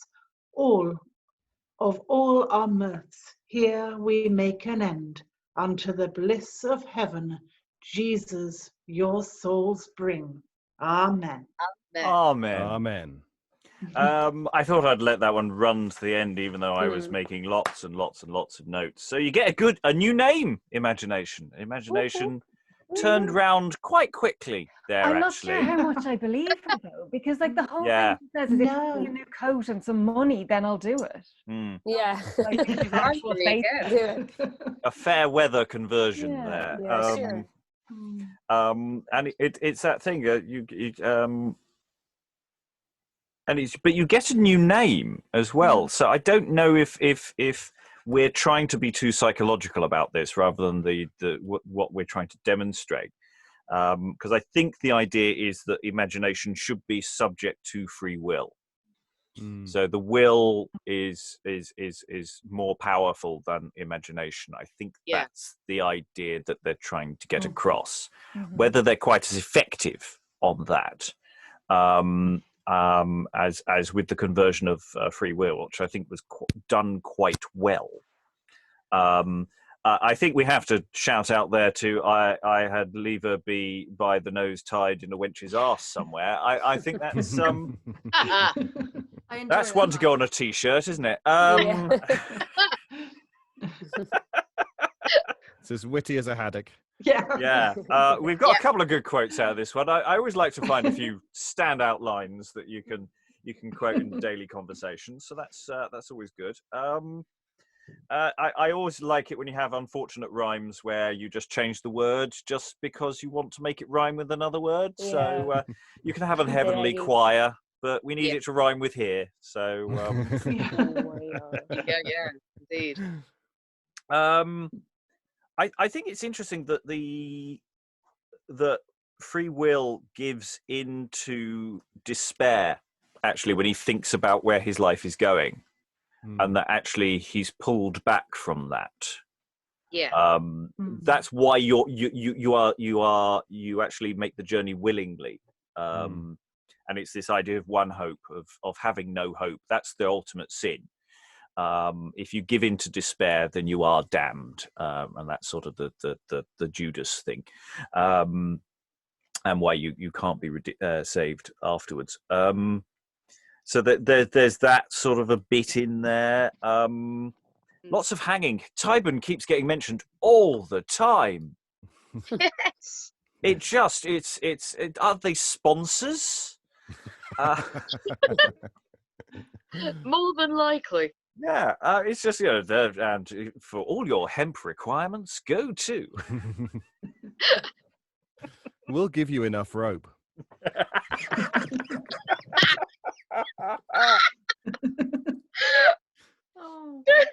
Well, that's what to tie yourself up in knots with.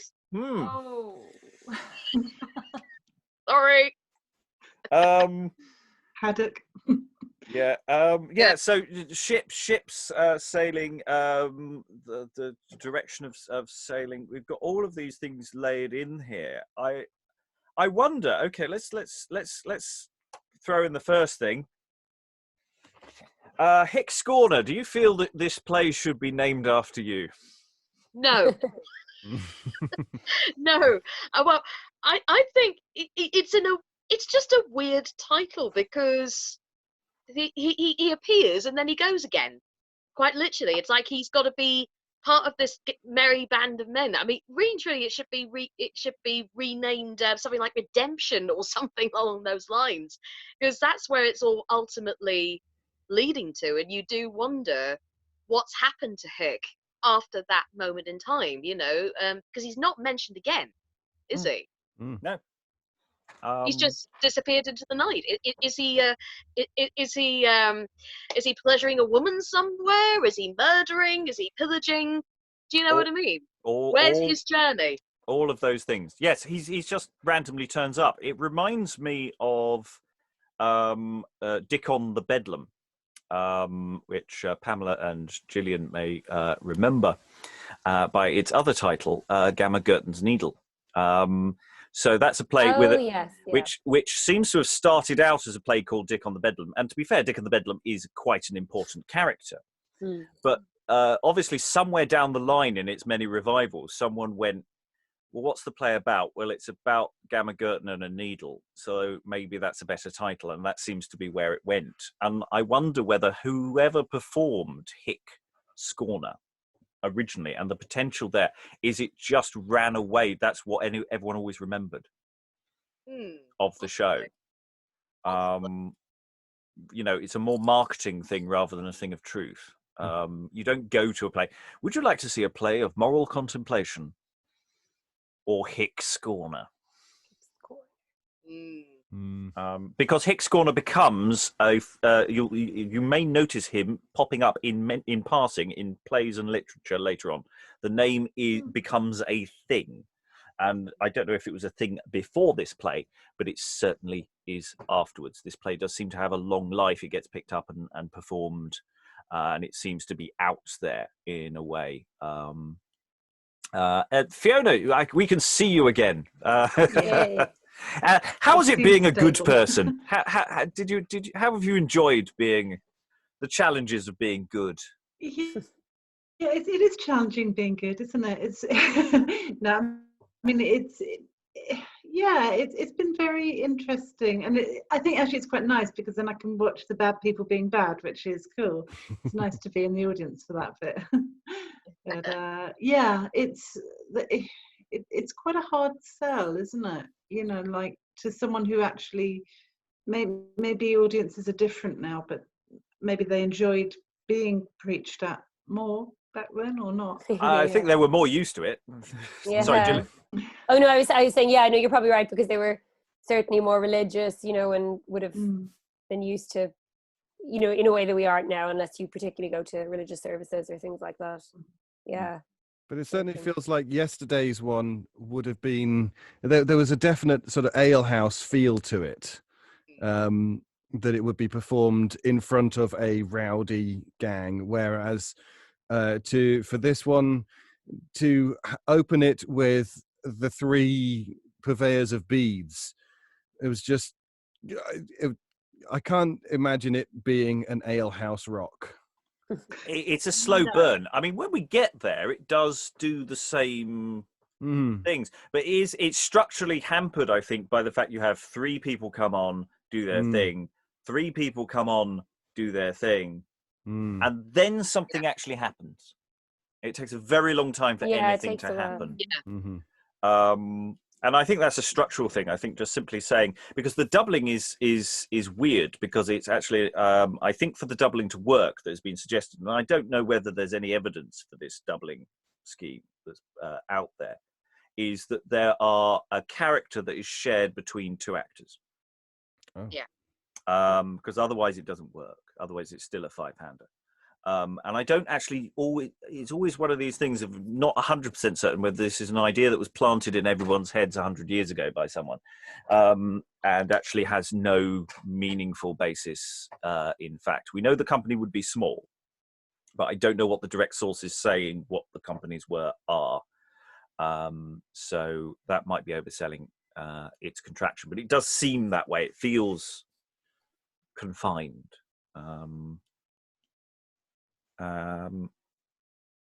Yeah, it's slightly killed by its opening. I think we took the opening from the first play, and I almost feel we need to create a Frankenstein's monster out of this, and go one further and just say take the best bits out of both plays, because I think they've both got really good material. I'm not sure if both of them sell to me, producer. I mean, can anyone see how they would do this if they were doing this today?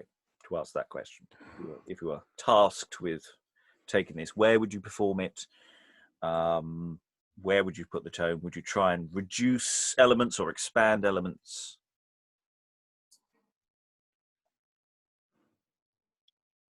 I think the initial first thing is looking into the possibility of expanding the title character.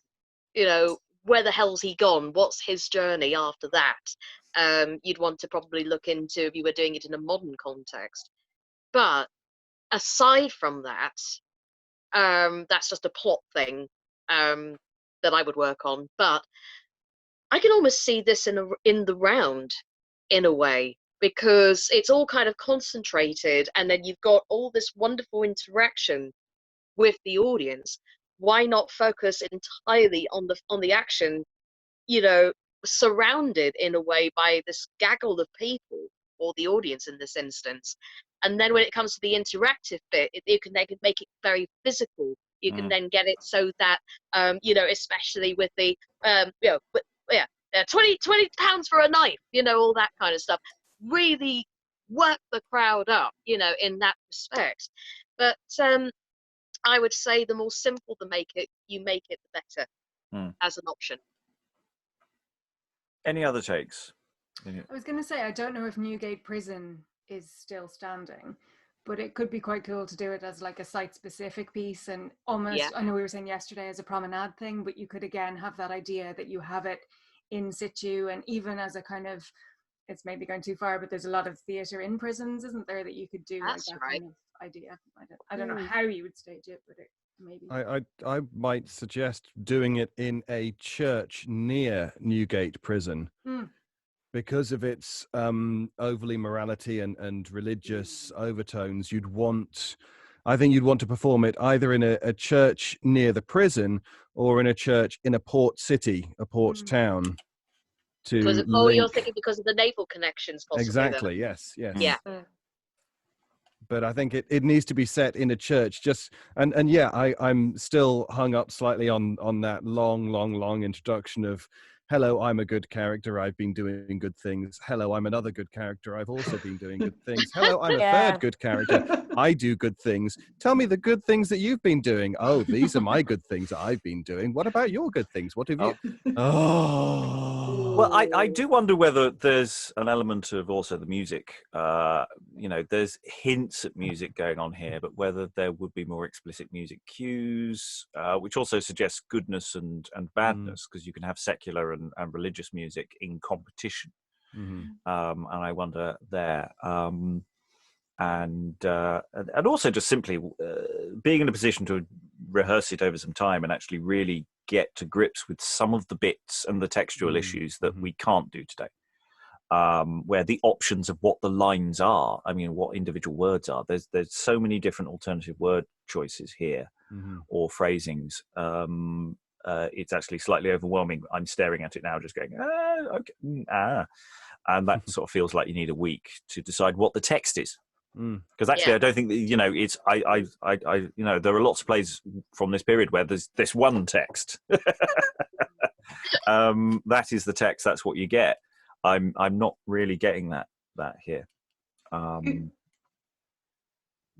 yes, Fiona. So I was just wondering, Did you have a non-off-stage section to continue what David was saying, that basically while the three very good people are talking about being very good, in the background you could actually have all the bad characters drinking and being bad in a very quiet sort of backgroundy way, and then kind of coming forwards, you know, so if you had everybody on stage permanently either being good or being bad, then it might be a bit more dynamic and a bit more active in a way. I don't know. Could we take that one step further maybe and do a sort of Rosencrantz and Guildenstern are dead? Oh Where, yes. where you can actually set it across two rooms, have the good room and the bad room, and the audience can decide which one they look at. Want to go into again? Yeah. To go into.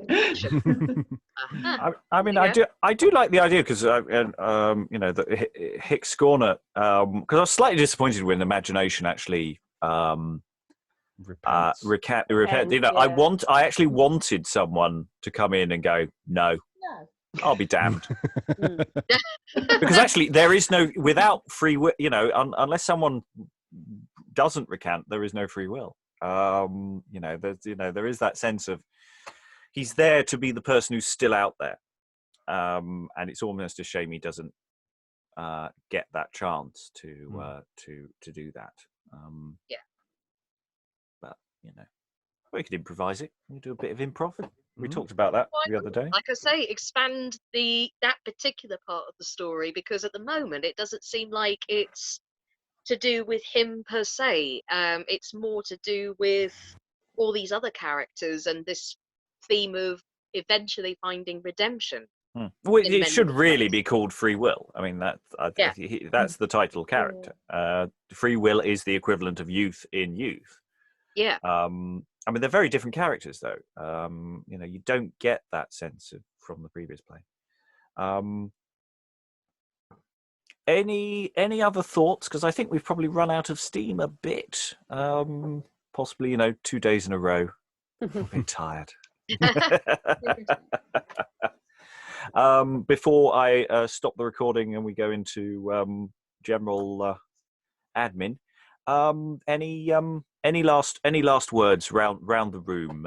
Any additional thoughts? Gillian, you've just come into this. You know, we're all very relaxed into this. We've got into the groove already. So yes, it's any been thoughts? An awakening.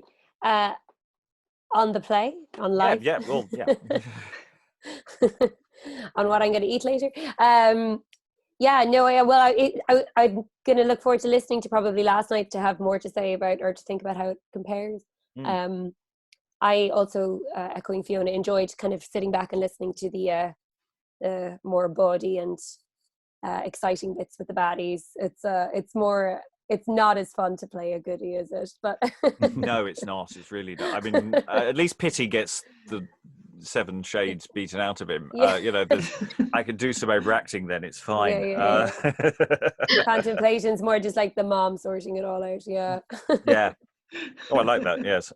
And let's face it, the baddies are always amazing to play anyway. I just want to say thank you for giving me the opportunity to play somebody like that. So great fun to do. Excellent. Right. And on that note, I think I will stop the recording. And thank you all very much for being with us tonight, and for future things coming up anon. Thank you very much. And that's it from us from Beyond Shakespeare. I'm just letting it actually go for another few seconds because it cut me off last